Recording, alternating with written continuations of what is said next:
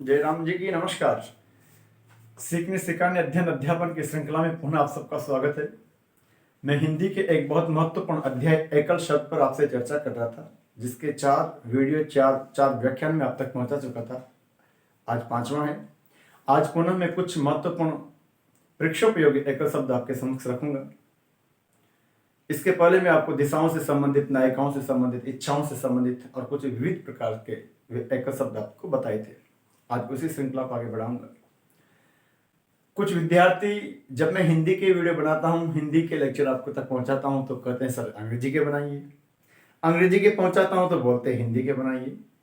पर मेरा स्पष्ट मानना है, और आप सबसे मेरा यही परामर्श है कि जो भी पढ़े सटीक पढ़े, सार्थक पढ़े, परीक्षोपयोगी हो। कोई टॉपिक अगर आपने पढ़ लिया, कोई अध्याय आपने पढ़ लिया, इसका मतलब उस अध्याय से बनने वाले प्रश्न, उस अध्याय से आने वाले प्रश्न का जवाब हमसे लगना चाहिए। तो मैं अंग्रेजी भी पढ़ाऊंगा वापस, लेकिन पहले हम इसको देख लेते हैं। कारण जब मैं अंग्रेजी की फ्रेजल वर्ब आपको पढ़ाता हूं तो आप बोलते हो ग्रामर पढ़ाओ, ग्रामर पढ़ाता हूं तो बोलते हो ओके पढ़ाओ। तो ऐसा नहीं होता। कोई भी चीज पढ़े आप, पर मेरा आपसे परामर्श है कि सिस्टमेटिकली पढ़े, उसको तरीके से पढ़े। तो देखते हैं आज कुछ और विविध के अंतर्गत अलग अलग क्षेत्रों से जुड़े हुए, विविध का तात्पर्य क्या होता है, विभिन्न क्षेत्रों से जुड़े हुए मिसलेनियस। देखो, आज के लिए पहला है अनार्य। साथ में मैं यह भी बताऊंगा कि कोई शब्द किस प्रकार से बना हुआ है। अनार्य, अलभ्य, अलभ्य, अलभ्य, अनाहूत, अनाहूत, अनावृत,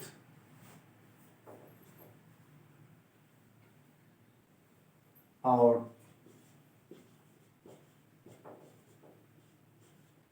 अनावृत, अनावृत और अनावृत। उसके बाद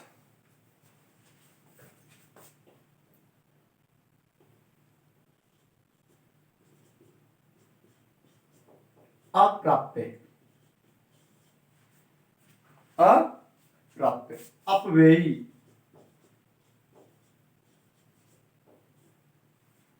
अपव्ययी। देखते हैं, ये 7 एकल शब्द आपके समक्ष श्वेत पट्ट पर है। पहला शब्द है अनार्य।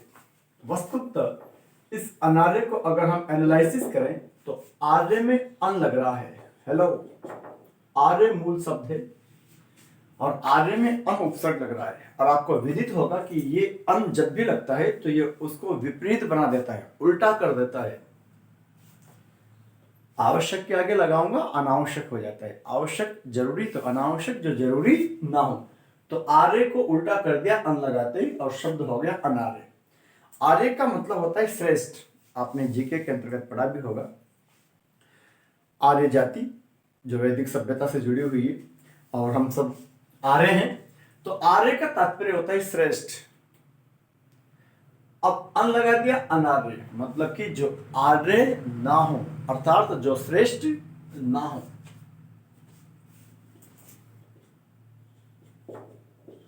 तो शाब्दिक अर्थ तो क्या होगा, जो आर्य, आर्य का तात्पर्य किससे, श्रेष्ठ।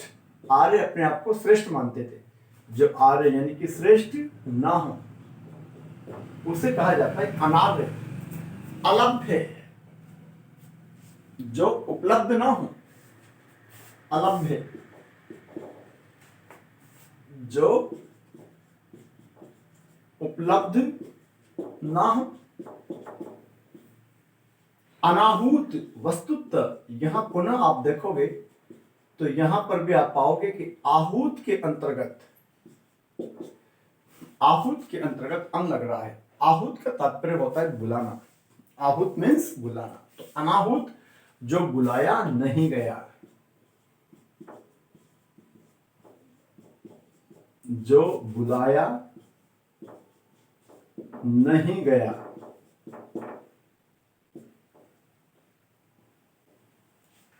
One who has not been called, जो बुलाया नहीं गया। अनावृत और अनावर्त और अनावृत दो अलग अलग शब्द है, ध्यान रखिएगा साहब।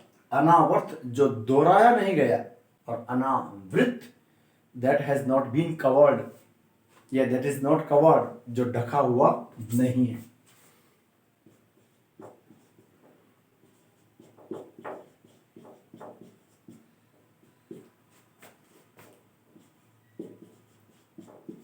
जो दोहराया ना हो, और अनावृत जो कवर्ड नहीं है, अर्थात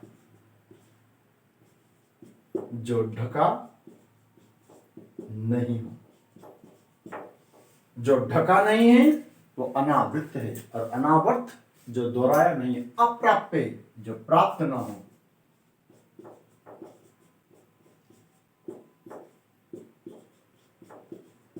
जो प्राप्त ना हो।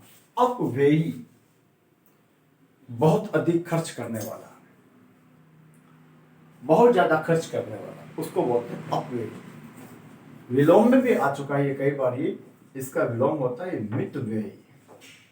मितव्ययी, मितव्ययी यानी जो हर पैसे को, एक एक रुपए को सोच समझ कर खर्च करता है या बहुत कम खर्च करता है। अपव्ययी जो बहुत अधिक, या फिर यूं भी कर सकता हूं जो अनावश्यक खर्च करता है।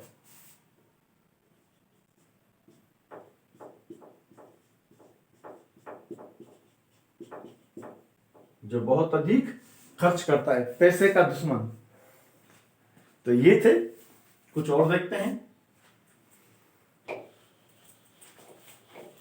देखो, विविध से जुड़े हुए एकल शब्द आप देख रहे हैं, जिसके अंतर्गत में आपको भिन्न भिन्न क्षेत्रों से अलग अलग से संबंध रखने वाले एकल शब्द बता रहा हूं। साथ में उनकी मैं शाब्दिक व्याख्या भी आपके समक्ष रख रहा हूं।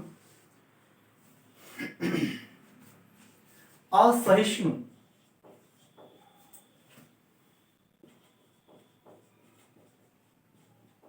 खूब सुना होगा ये शब्द। इसी के पीछे ता लगा दूंगा, भाववाची संज्ञा बन जाएगी असहिष्णुता। असहिष्णु, अशोक्य,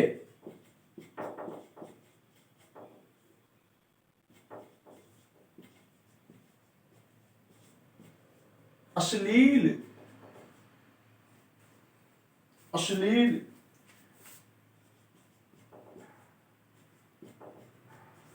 आतताई,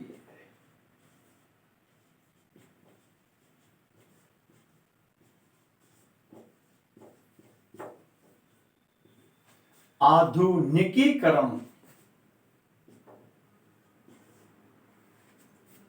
आधुनिकीकरण, आचारपूत,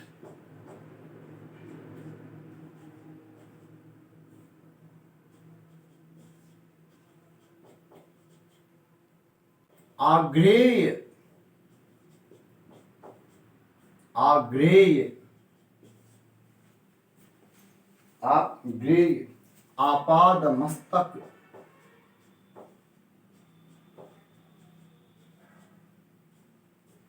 आपाद मस्तक। देखते हैं, पहला है असहिष्णु। असहिष्णु का तात्पर्य होता है सहन नहीं करना, किसी चीज के, किसी मत को, किसी सिद्धांत को, किसी की थ्योरी को बर्दाश्त नहीं करना, उसको बोलते हैं असहिष्णु, जिसको हम अंग्रेजी में बोलते हैं इनटॉलरेंस। तो intolerant that is an adjective. असहिष्णु, याद रखना, इसके पीछे ता प्रत्यय लगा दें तो असहिष्णुता। और मैं आपको यहाँ एक परामर्श देना चाहता हूं कि जिन शब्दों के पीछे हम ता प्रत्यय लगा देते हैं तो वो शब्द भाववाची संज्ञा बन जाता है हिंदी के अंतर्गत। इनटॉलरेंट शब्द है टॉलरेंट, टॉलरेंट के आगे आईएन लगाओ, intolerant means that is not tolerant. अब उसको मैंने बना दिया इनटॉलरेंस, यानी कि असहिष्णुता। आप किसी दूसरे के मत को, उसकी थ्योरी को, उसके सिद्धांत को, उसके विचारधारा को, उसकी आइडियोलॉजी को पसंद नहीं करते हो, ये कहलाता है असहिष्णुता। सिर्फ मैं जो बोल रहा हूं, जो मैं सोचता हूं, जो मेरी आइडियोलॉजी है दैट इज सुप्रीम, वही श्रेष्ठ है, और दूसरे की जो आइडियोलॉजी है उसको बर्दाश्त नहीं करना है, ये भाव कहलाता है असहिष्णुता। और ऐसा मानने वाला असहिष्णु, यानी कि ये एक एडजेक्टिव है। तो असहिष्णु सामान्य शब्दों में कहूं तो सहन नहीं करना। पर क्या सहन नहीं करना? किसी की भी दूसरे की विचारधारा सहन नहीं करना, सहन नहीं करना या बर्दाश्त नहीं करना। और याद रखना, सनातन धर्म का, हिंदुत्व का सबसे बड़ा सशक्त गुण जो है वो यही है, सहिष्णुता। पता नहीं लोग कैसे आक्षेप लगाते हैं कि असहिष्णुता हो गई। हिंदुत्व कभी असहिष्णु नहीं है। हिंदुत्व का, सनातन धर्म का पहला लक्षण है सहिष्णुता। वो सबको बर्दाश्त करता है, सबकी विचारधारा को वो सहन कर लेता है, समावेशी विचारधारा है। अशौक्य, देखो दो शब्द है यहां आपको मैं क्लियर कर दूं, शौक और एक है शौक। गौर कीजिएगा,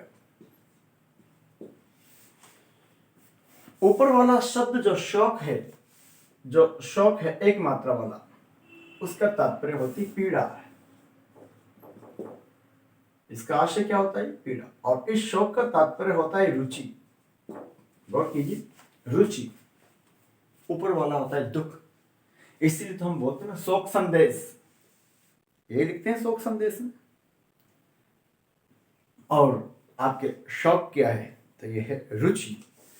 और इसी शौक के आगे अगर अ लगा दूं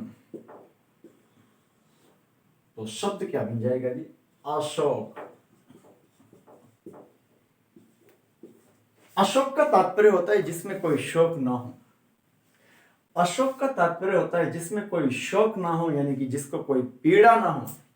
तो जिसका नाम अशोक, इसका मतलब उसको कोई पीड़ा नहीं है। अशोक कहां से होता है? इसलिए तो तुलसी बाबा ने लिखा है ना, हे अशोक मम शोक मिटा दे, हे अशोक मम शोक मिटा दे, जनक दुलारे से मुझे मिला दे, होगा तेरा सच्चा नाम पतित पावन सीताराम। राम जी क्या कर रहे हैं अशोक वृक्ष से? हे अशोक मम शोक मिटा दे, तू अशोक है और मेरे अशोक यानी कि मेरी जो पीड़ा है इसे मिटा दे। होगा तेरा सच्चा नाम, तेरा नाम ही क्या है? अशोक। तो तेरा नाम सार्थक हो जाएगा। तो इस शोक का तात्पर्य होता है पीड़ा, और ये शोक जो है वो होती है रुचि। अब इसमें लगा दिया ये जे पत्ते, तो शब्द हो गया अशौक्य, यानी कि जो शौक के योग्य ना हो, जो दुख के योग्य ना हो।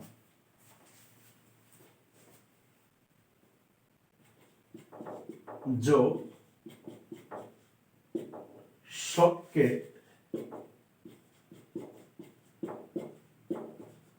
योग्य ना हो, अश्लील, जो गंदा हो, सामाजिक मान मर्यादा के विपरीत हो,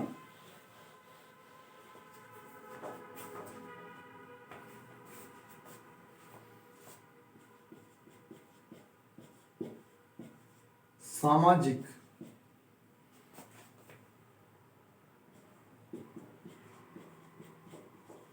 मान मर्यादा के, सामाजिक मान मर्यादा के विपरीत हो, लज्जापूर्ण जो हो, जो लज्जापूर्ण हो, आतताई, जो क्रूर हो, आतताई, क्रूर। आपने अगर जनरल नॉलेज पढ़ी हो तो मालूम होगा, बहुत सारे शासकों के लिए हम इस शब्द का प्रयोग करते हैं कि ये व्यवहार में बड़ा क्रूर था, आतताई था। आधुनिकीकरण, ध्यान दीजिएगा विद्यार्थियों, आधुनिकीकरण। सबसे पहला मेरा परामर्श आपसे यह है कि जब भी हम किसी शब्द के पीछे कर्ण लगाते हैं, जब भी किसी शब्द के पीछे कर्ण लगाते हैं तो फिर उसके अंतर्गत बड़ी की मात्रा हो जाती है। जैसे यहां गौर करना, एक में कर्ण लगाऊंगा तो अब शब्द क्या बनेगा जी? एकीकरण। एक में मैंने क्या जोड़ा है? करण। तो अब शब्द क्या बना है? एकीकरण। औद्योगिकीकरण, ध्यान दीजिएगा साहब। तो यहां पर मात्राओं का ध्यान रखना, शुद्ध अशुद्ध में भी आता है ये। आधुनिकीकरण,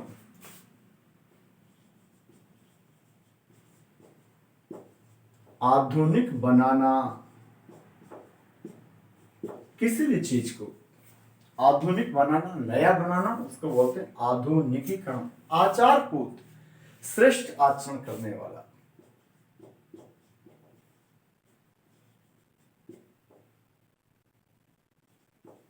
श्रेष्ठ आचरण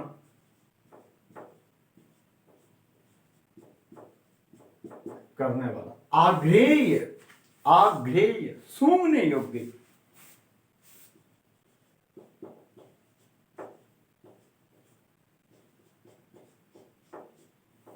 जिसे सूंघा जा सके। आपाद मस्तक, ये आ उपसर्ग है और इस आ का तात्पर्य होता है तक। तक, पाद का मतलब होता है पेट, मस्तक यानी सिर, यानी कि सिर से लेकर पेट तक।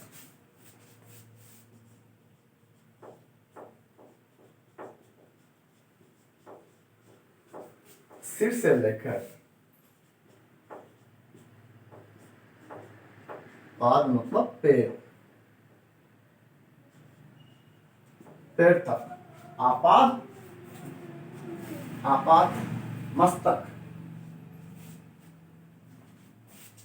आप कॉपी कर लीजिए। कुछ और शब्द देखते हैं।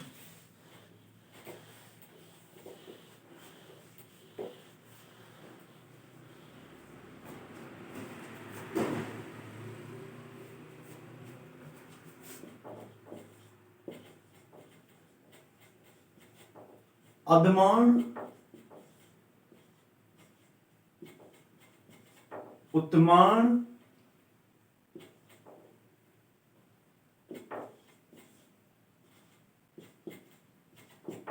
उऋण,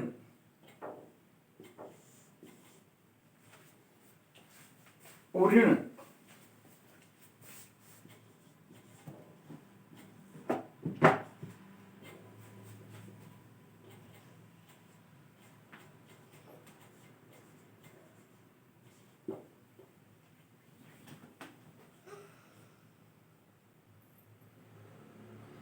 किंग कर्तव्य विमूढ़, किंग कर्तव्य विमूढ़। उरग, अभी थोड़ी देर पहले मैंने आपसे चर्चा की थी। एकीकरण, एकीकरण। उचिष्ट, ये भी भैया खूब एग्जाम में आता है आपके। उचिष्ट,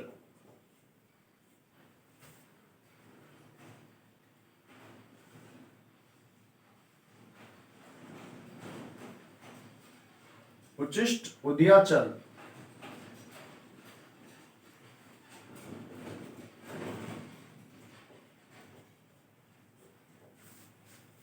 सभी विद्यार्थी, विशेषकर वो विद्यार्थी जो भी हाल में आगे आने वाले पटवार और कोर्ट का एग्जाम देने जाएंगे, उनके लिए ये रामबाण सिद्ध होंगे।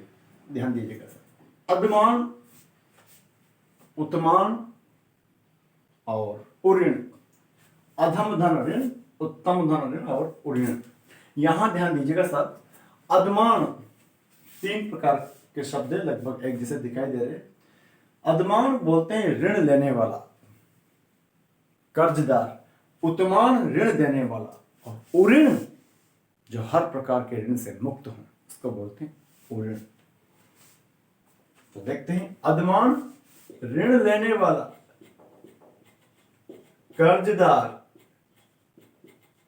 ऋण लेने वाला। उत्तमान ये ऋण देगा, ऋण देने वाला। महाजन, साहूकार ऋण देने वाला। उऋण जो ऋण से मुक्त हो गया, जो ऋण से मुक्त हो गया,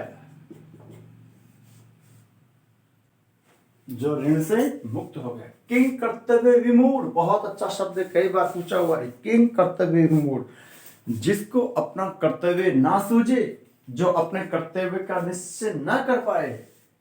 व्हाट टू डू और नॉट, क्या करें क्या ना करें, ये ऐसी जो कंडीशन होती है, करूं ना करूं, ये जो सिचुएशन है, इसको बोलते हैं किंग कर्तव्य विमूढ़। जिसे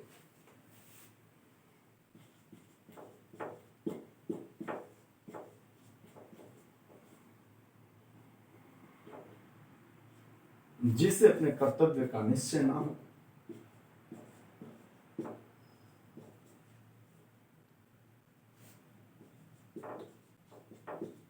जिसे अपने कर्तव्य का निश्चय ना हो, या जिसे अपना कर्तव्य न सूझे, क्या करें, उसको बोलते हैं किंग कर्तव्य विमूढ़, जिसे अपना कर्तव्य का निश्चय ना हो। उर्ग, यहां ध्यान देना, ऊर्ध्वग, उड़ का मतलब होता है हृदय, छाती, और ग का मतलब गमन करने वाला, पीछे ग लगा दे तो गमन करने वाला, छाती के बल पर गमन करने वाला, सांप का पर्यायवाची है।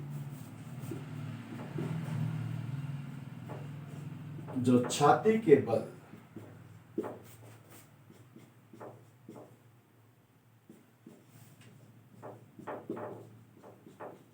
जो छाती के बल गमन करता है, और छाती के बल गमन करता कौन है, कौन है वो, सांप। एक ही कर्ण, एक में कर्ण लगा दिया, एक में कर्ण लगा दिया, अलग अलग को एक करना। राजस्थान का एकीकरण पढ़ा होगा आपने, रियासतों का एकीकरण पढ़ा होगा, तो उस एकीकरण में आप क्या पढ़ते हो, एकीकरण में आप यही पढ़ते हो कि जो अलग अलग है, जो अलग अलग बटे हुए हैं उनको एक कर दिया, और अलग अलग को एक करना ही एकीकरण कहलाता है। अब यहां भी आप ध्यान रखिएगा साहब कि एक में कर्ण लगा रखा है, तो एक करना, अभी कहा था ना मैंने कि मात्रा बड़ी की आती है, अलग अलग को एक करना, शांति से पढ़ना, अलग अलग को एक करना, दो अलग को एक करना, या दो से अधिक चीजों को एक कर देना, एक ही करना, मिला देना। उच्चिष्ट, व्यंजन संधि हो रही है, उत्धन शिष्ट, बताऊंगा आगे, व्यंजन संधि पढ़ाऊंगा मैं आपको जल्दी। उत्धन शिष्ट, उच्चिष्ट बोलते हैं भोजनोपरांत बचा हुआ जो झूठा भोजन है, भोजनोपरांत बचा हुआ झूठा भोजन है, उसको बोलते हैं उच्चिष्ट। और संधि हो रही है व्यंजन उत्धन शिष्ट, भोजनोपरांत बचा हुआ झूठा भोजन,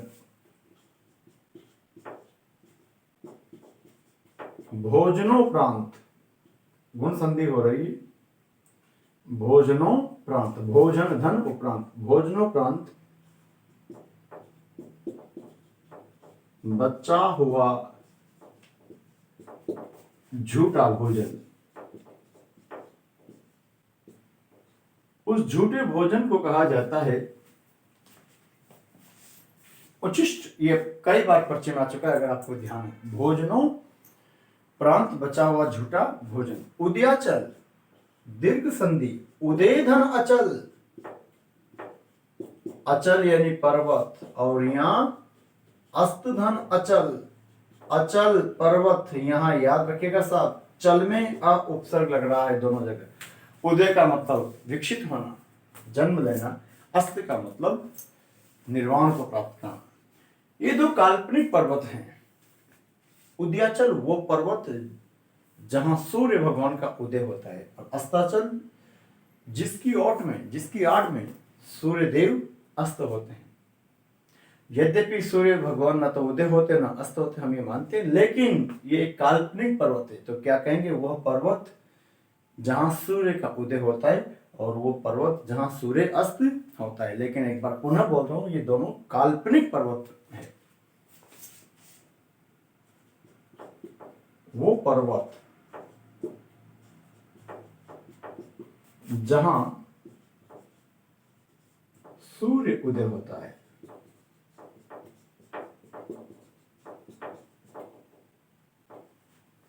वो पर्वत जहां सूर्य उदय होता है, और वो पर्वत जहां सूर्य अस्त होता है,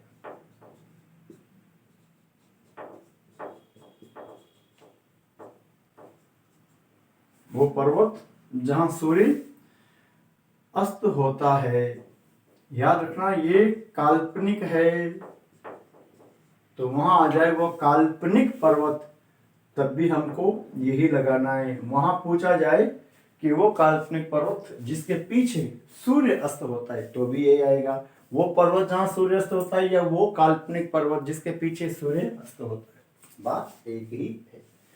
चलते हैं साहब, कुछ आगे और देखते हैं। अगर आपने ठीक से पढ़े तो आपके शब्दकोश में निश्चित ही अभिवृद्धि होगी, ये तय मानना।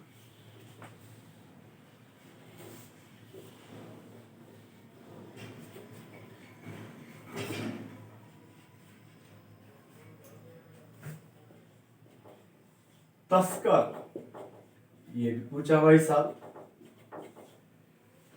तस्कर, अजात शत्रु, सुना होगा आपने अजात शत्रु, इसका कोई शत्रु ही नहीं होता। अजात शत्रु। अतिशयोक्ति बहुत अहम शब्द है, शुद्ध शुद्ध में ज्यादा आता है, हेलो, शब्द शुद्धि में ज्यादा आता है। अतिशयोक्ति, अतिशयोक्ति। अनुस्मारक, अनुस्मारक, अनुस्मारक।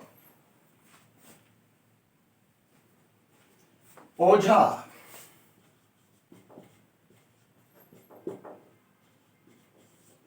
ओझा, ओझा। उभयनिष्ठ,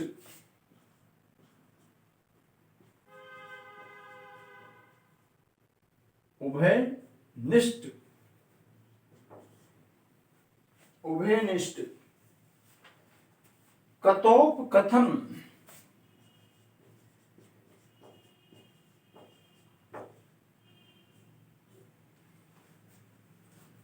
कथन उपकथन, कथोप कथन। ऐन्द्रजालिक,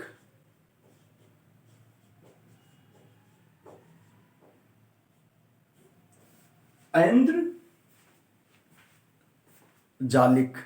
देखते हैं, तस्कर, वो व्यक्ति जो सामानों को, माल को चोरी छिपे लाता ले जाता हो, जो टैक्स आदि न दे करके चोरी छिपे ले जाता हो, और ये प्रक्रिया, ये कार्य कहलाता है तस्करी।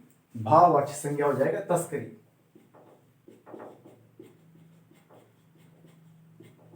जो सामानों को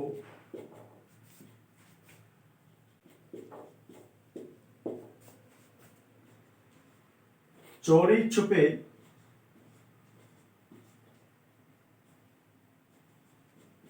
लाता ले जाता हो, जो सामानों को चोरी छुपे लाता ले जाता हो, अर्थात जो उस पर टैक्स न देता हो, जो सामानों को चोरी छुपे लाता ले जाता हो, अर्थात बिना टैक्स के ले जाता हो, और ये प्रक्रिया, ये कार्य ही कहलाता है तस्करी। अजात शत्रु, जिसका कोई शत्रु ना हो, जिसका कोई शत्रु ना हो। बात थोड़ी इम्प्रैक्टिकल है, ऐसा नहीं हो सकता, ऐसा कोई हुआ ही नहीं जिसका कोई शत्रु ना हो, जिसका कोई शत्रु ना हो। शाब्दिक करती है ये, हर व्यक्ति का कोई ना कोई शत्रु होता है। अतिशयोक्ति, अतिशय, गुण संधि हो रही है। धन उक्ति, अतिशय धन उक्ति। ध्यान देना, शुद्ध शुद्ध में ज्यादा आता है ये, और अक्सर विद्यार्थी गण इसे सही मानते हैं। देखने में अच्छा लग रहा है, पर देखने में अच्छा हो इसका मतलब जरूरी नहीं कि अच्छा हो। अतिशयोक्ति शुद्ध ये नहीं है, शुद्ध ये है श तालु पूरा आता है, गुण संधि हो रही है। उक्ति का तात्पर्य होता है कथन, अतिशय का तात्पर्य होता है उसको बढ़ाना, चढ़ाना, खींचना। तो ऐसा कथन जो बड़ा चढ़ा करके कहा गया हो।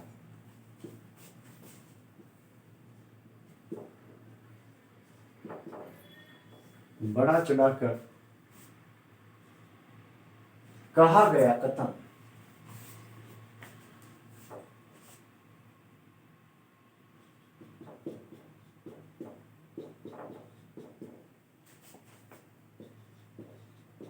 बड़ा चढ़ाकर बोला गया कथन। ध्यान रखना, ये नोट करना, ये अशुद्ध है, शुद्ध शब्द ये है। बड़ा चढ़ाकर बोला गया कथन या किसी बात को बड़ा चढ़ाकर करना। अनुस्मारक, देखो अगर आपने पढ़ा है तो याद होगा कभी, हालांकि जानता हूं कभी पढ़ा होगा। एक बार कोई पत्र भेजा जाता है और उसका जब कोई रिप्लाई नहीं आता तो उस पत्र की याद दिलाने के लिए एक दूसरा पत्र पुनः भेजते हैं। तो वो जो दूसरा पत्र भेजा जाता है उसको बोलते हैं अनुस्मारक। पहले पत्र की को याद दिलाने के लिए भेजा गया दूसरा पत्र वो कहलाता है अनुस्मारक। और वैसे सामान्य शब्दों में कहूं तो याद दिलाने वाला।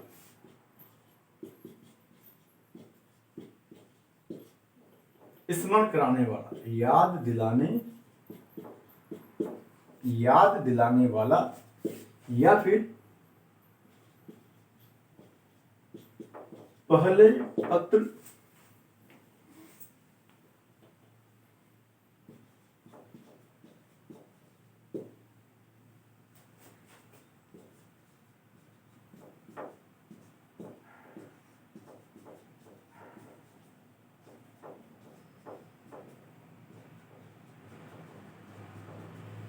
पहले पत्र को याद दिलाने के लिए भेजा गया पत्र। पहले पत्र को याद दिलाने के लिए भेजा गया पत्र, यह भी अनुस्मारक है।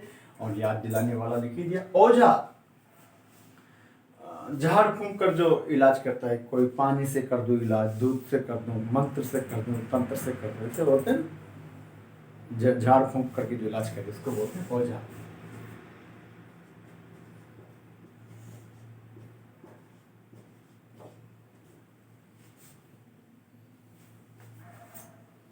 झाड़ फूंक कर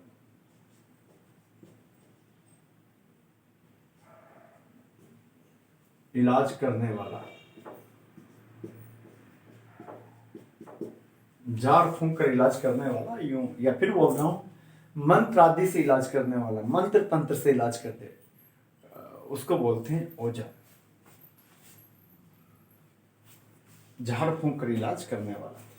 उभयनिष्ठ, उभय का तात्पर्य होता है दोनों, उभय यानी दोनों। इसलिए जिसके अंतर्गत नर और मादा दोनों के अंग होते हैं उसको बोलते हैं उभयलिंगी। अगर आपने पढ़ा हो तो कैंचों आदि मेरे ख्याल से इसी श्रेणी में आते हैं।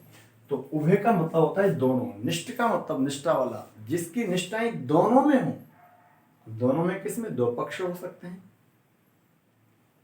जीव और ब्रह्म हो सकता है। जिसकी निष्ठा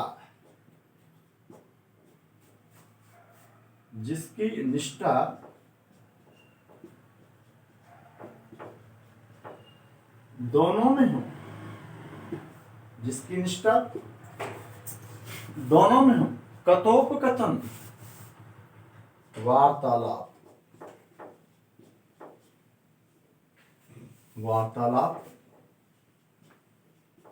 या दो व्यक्तियों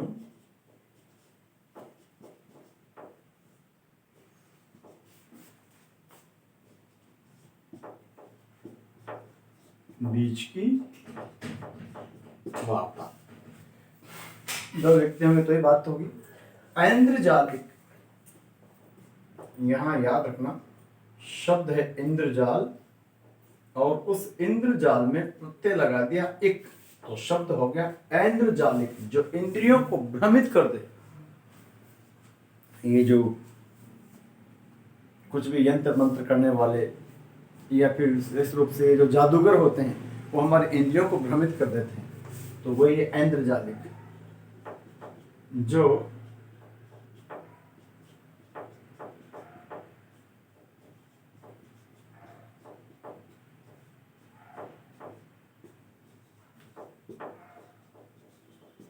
जो इंद्रियों को भ्रमित कर दे, तो इंद्रियों को भ्रमित करने वाला कहलाता है ऐन्द्र जालिक। इंद्र जाल में एक प्रत्यय लगा रखा है ऐसा। देखते हैं कुछ और।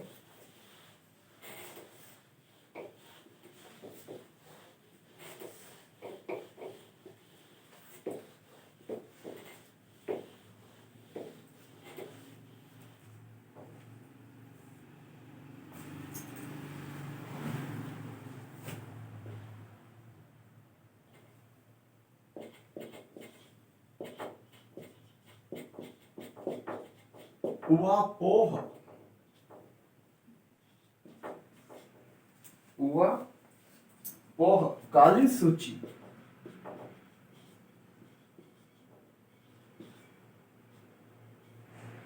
काली सूची। कुंज,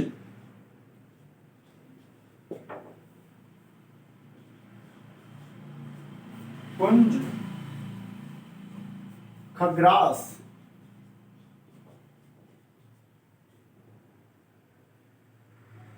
खग्रास। खग्रास।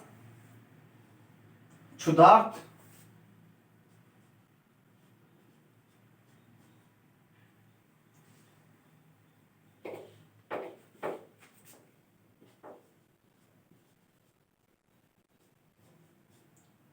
क्षुधार्थ।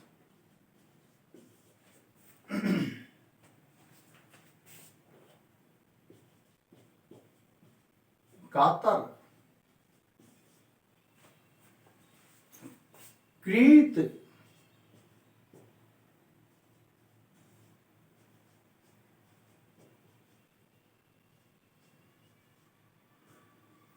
कूप मंडुक, कूप मंडुक। उवापोह, उवापोह। देखते हैं, देखते हैं इसकी संधि। संधि का अगर आपने वीडियो देखा हो तो मैंने वहां बताया भी था। ऊह धन अपोह, ऊह धन अपोह दीर्घ संधि हो रही, अ और अ मिलकर के आने जा रहा है। उवापोह का तात्पर्य होता है असमंजस, भटकाव, असमंजस। असमंजस, असमंजस की स्थिति जो होती है उसको बोला जाता है उवापोह। भटकाव जो है। काली सूची, नियम के विरुद्ध, नियम के विरुद्ध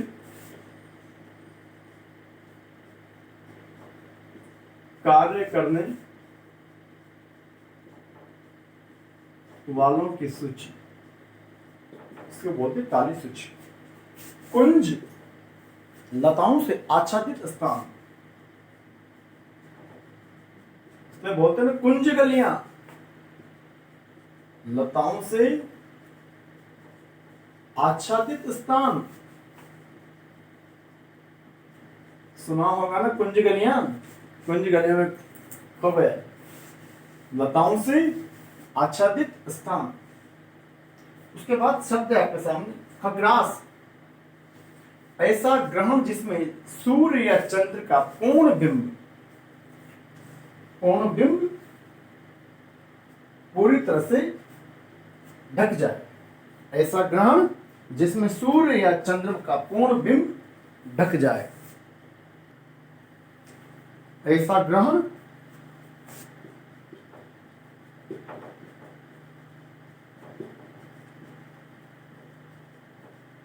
जिसमें सूर्य या चंद्र का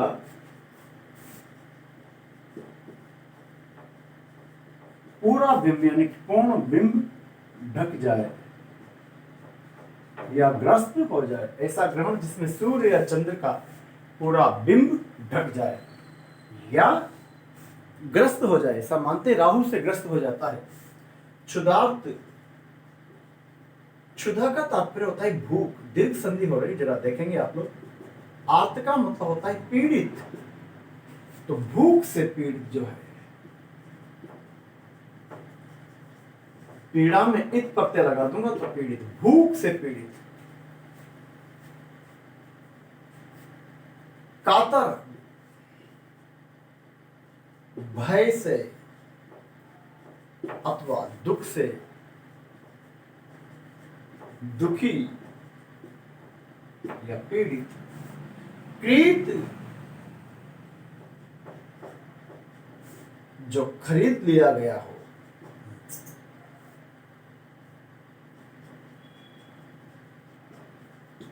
जो खरीद लिया गया हो। कूप मंडूक, कुएं का मेंढक, शाब्दिक अर्थ तो क्या है? कुएं का मेंढक। पर वस्तुतः जिसको थोड़ा सा ज्ञान हो,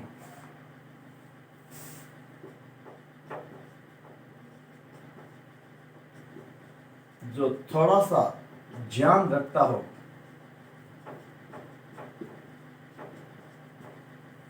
जो थोड़ा सा ज्ञान रखता हो, यानी कि कुएं का मेंढक।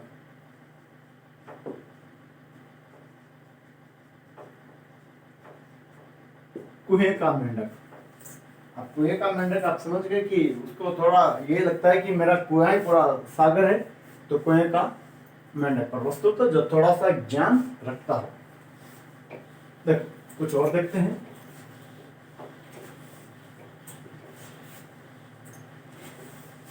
बोलते हैं ना अक्सर, अरे कूप मंडूक है, कुएं का मेंढक है, जो बहुत थोड़ी जानकारी रखता हो।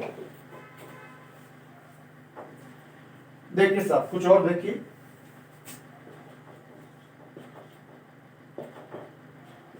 केंद्राभिसारी, केंद्राभिसारी 41 41।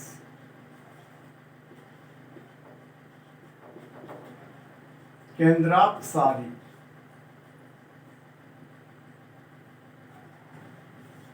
केंद्रापसारी। चिंतामणि,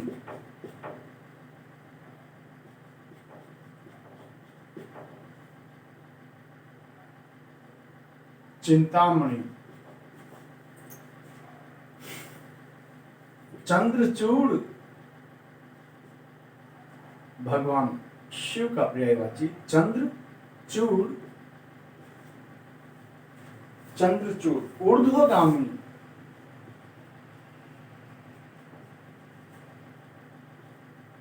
ऊर्ध्वगामी, ऊर्ध्वगामी। चंपू,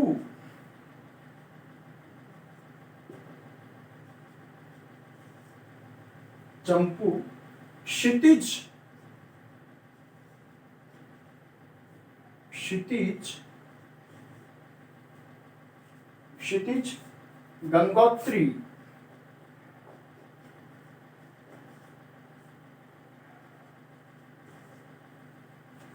गंगोत्री। खड़ग हस्त, खड़ग हस्त। नाम से लग रहा है, खड़ग का मतलब होता है तलवार, हस्त का मतलब होता है हाथ। खड़ग हस्त। देखो थोड़ा शेय ज्यादा हो रही है, मैं इसको पुनः काट के स्पष्ट लिखता हूं।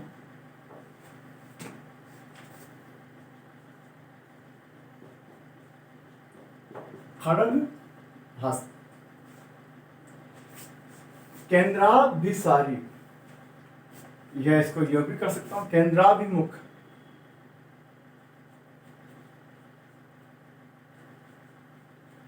केंद्राभिमुख। देखिए साहब, संधि करोगे तो केंद्र धन अभिसारी या केंद्र धन अभिमुख। तो जरा मैं यहां बता देता हूं, ये परिधि और ये केंद्र है। तो केंद्राभिमुख, इसका तात्पर्य परिधि से केंद्र की ओर। केंद्र धन अभिसारी या केंद्र धन अभिमुख, परिधि से केंद्र की ओर।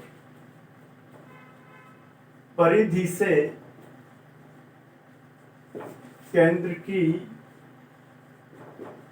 ओर, परिधि से केंद्र की ओर। और केंद्रापसारी, यहां भी दीर्घ संधि है। केंद्र धन अपसारी, अर्थात केंद्र से परिधि की ओर। केंद्र से परिधि की ओर, विशेष याद रखिएगा साहब, केंद्र से परिधि की ओर, ये केंद्रापसारी है, और परिधि से केंद्र की ओर चिंतामणि, आहा, जो सारी चिंताओं को हर ले, राम भक्ति चिंतामणि चालू, सभी चिंताओं को हरने वाली मणि, सभी चिंताओं को हरने वाली मणि, और वह है भगवान राम की भक्ति। सभी चिंताओं को हरने वाली मणि, चंद्रचूड़, चूड़ का मतलब जूड़ा और चंद्र का मतलब चांद, तो जिसके जूड़े पर चंद्रमा हो, यानी जिसके सिर पर चंद्रमा हो,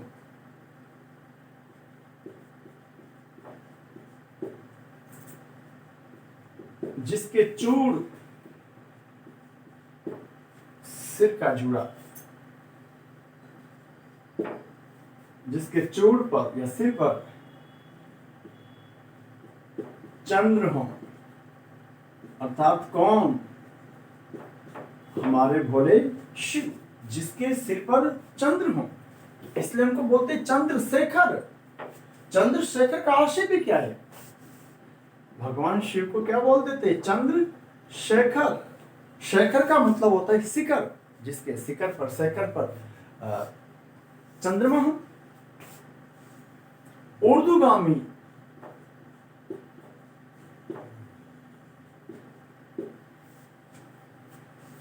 ऊपर की ओर बढ़ना, ऊपर की ओर बढ़ना। चंपू, गद्य पद्य मिश्रित रचना को चंपू कहा जाता है साहब।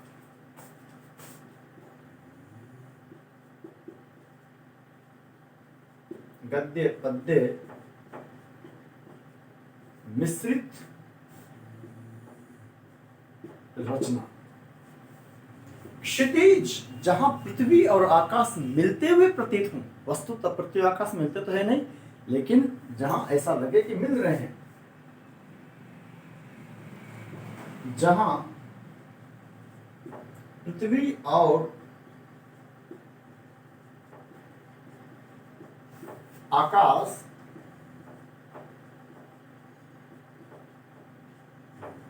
मिलते हुए प्रतीत हो। आपने गौर किया होगा, जब आप सुदूर देखते हो तो ऐसे दिखाई देता है कुछ दूर जाकर कि दोनों मिले हुए हैं। क्षितिज। गंगोत्री, जहां से गंगा का उद्गम होता है,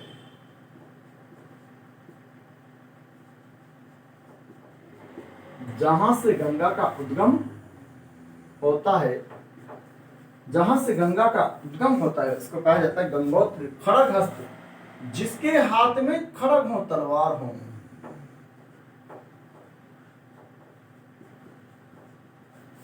जिसके हाथ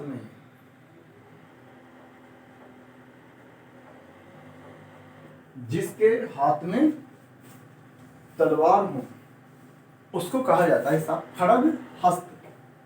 कॉपी कर दो आप लोग। कुछ और देखते हैं।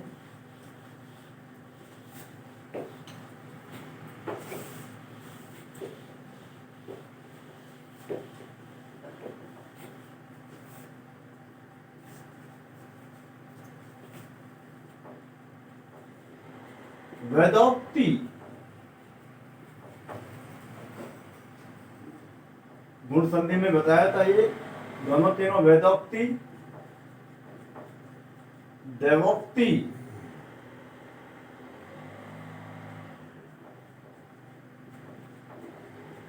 लोकोक्ति।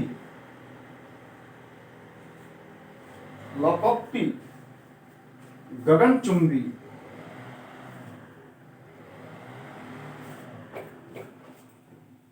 गगनचुंबी।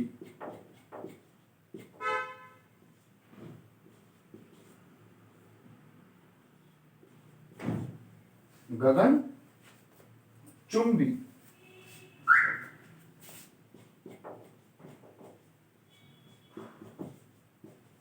गतानुगतिक, गतानुगतिक, झबरा,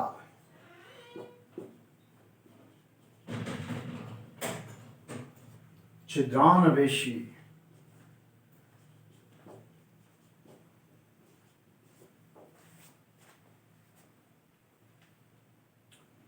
छिद्रान्वेषी,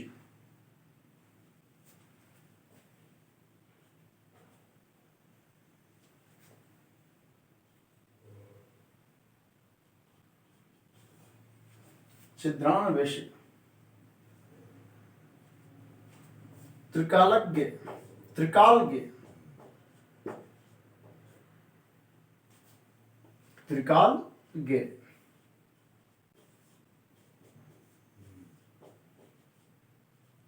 और इसी से जुड़ा हुआ एक शब्द है त्रिकालदर्शी।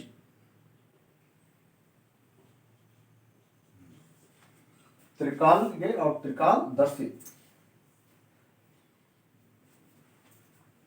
जेठोत, जेठोत देखिए, वेदोक्ति, वैध धन उक्ति, वैध धन उक्ति, गुण संधि हो रही है। वैद का कथन या वेदों का कथन, देवोक्ति, देवधन उक्ति अर्थात देवता का कथन या देवताओं का कथन या देव का कथन।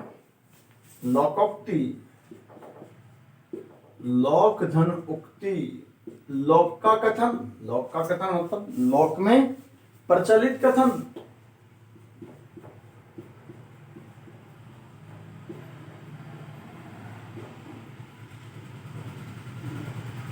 लोक में प्रचलित कथन। गगनचुंबी, जो गगन को चूम ले।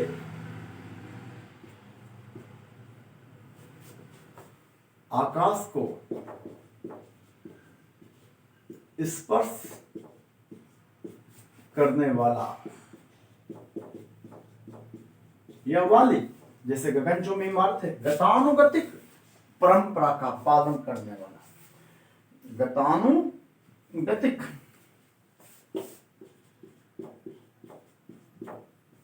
परंपरा का अनुसरण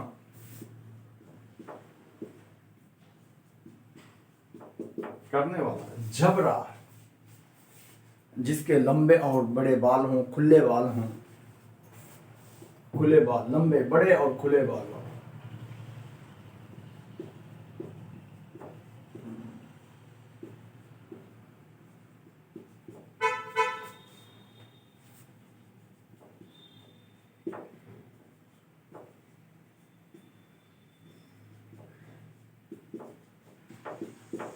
जिसके लंबे और खुले बाल। छिद्रान्वेषी, छिद्रधन अन्वेषी, यह हमेशा दूसरों में गलतियां ढूंढता है।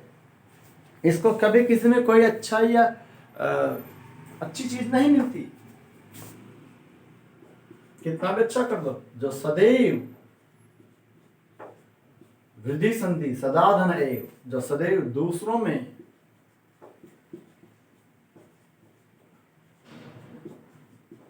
दोष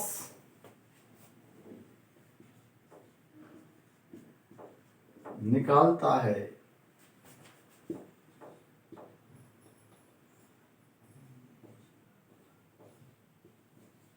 निकालता है या ढूंढता है,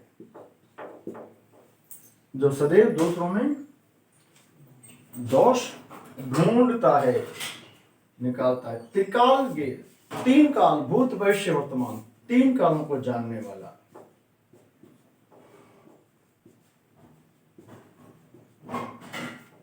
तीनों कालों को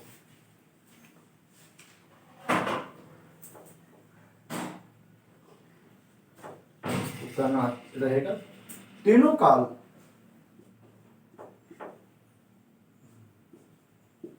जानने वाला, तीनों काल जानने वाला, भूत भी जाने, भविष्य भी जाने और वर्तमान भी जाने। तीनों काल जानने वाला और दर्शी, देखने वाला। तीनों काल देखने वाला। जेठोथ, जेठ का पुत्र, जेठ जिसका तत्सम होता है ज्येष्ठ।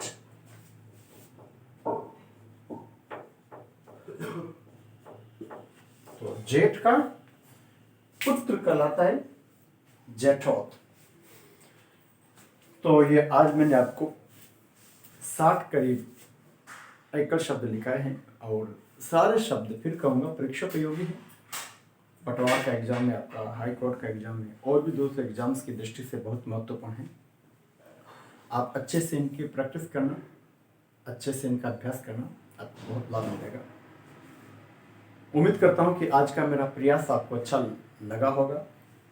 फिर यही कहूँगा कि मेरा प्रयास अच्छा नहीं भी लगे तब भी कोई फर्क नहीं पड़ता, फिर भी आपको अभ्यास करना है, क्योंकि हर चीज़ अच्छी लगे कोई आवश्यक नहीं है, लेकिन जो चीज़ हमारे लिए करना आवश्यक है उसे निश्चित रूप से करना ही चाहिए। ठीक है सर, बहुत बहुत शुभकामनाएं। Thank you.